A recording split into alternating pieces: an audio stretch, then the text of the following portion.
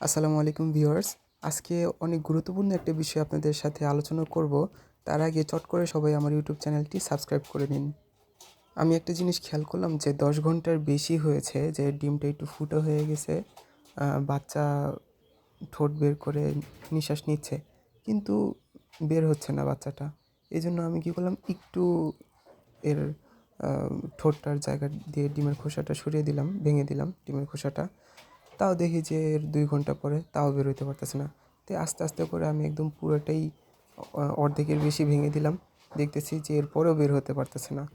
তারপরে আমি যে কাজটা করলাম, একবারে বাচ্চাটাকে ডিম থেকে বের করে তারপর এর বাবা-মার কাছে রেখে দিলাম। কেন আমি এই কাজটা করলাম এবং কেন ডিম থেকে বাচ্চাটা বের হইতে পারতেছিল না বা ডিমের খোসা থেকে বের হতে পারতেছিল না, সেটা এখন আপনাদেরকে বলতেছি।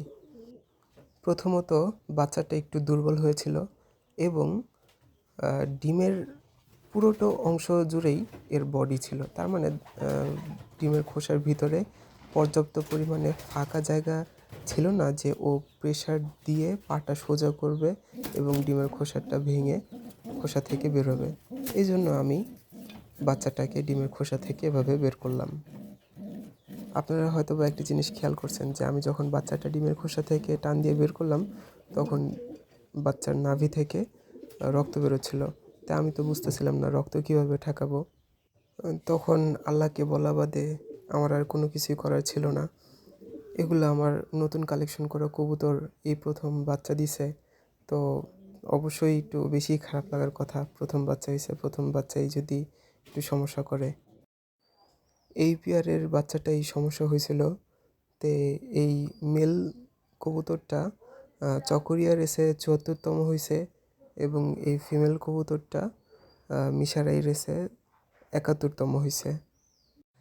এগুলো আমার নতুন কালেকশন করা কবুতর, আর এরা এই প্রথম আমার বাড়িতে বাচ্চা দিল। আজকে এদের বাচ্চার বয়স প্রায় ২০ দিন। আলহামদুলিল্লাহ, ২টা বাচ্চাই এখন সম্পূর্ণ সুস্থ। রেসে এদের 20% রেজাল্ট আছে। আপনারা যদি কম মূল্যে ভালো মানের রেসার কবুতরের বাচ্চা পেতে চান, তাহলে অবশ্যই আমার সাথে যোগাযোগ করবেন। আমার লোকেশন এবং ফোন নাম্বার ডিসক্রিপশনে দেওয়া থাকবে। আপনার বাসা যদি দূরেও হয়, বাসে এটা ডেলিভারি দেওয়া যাবে। আজকের ভিডিও এই পর্যন্তই। সবাই আমার জন্য এবং আমার কবুতরের জন্য দোয়া করবেন। আমার চ্যানেলটি এখনও যদি সাবস্ক্রাইব না করে থাকেন, তাহলে এখন সাবস্ক্রাইব করে নিন এবং আল্লাহ হাফেজ।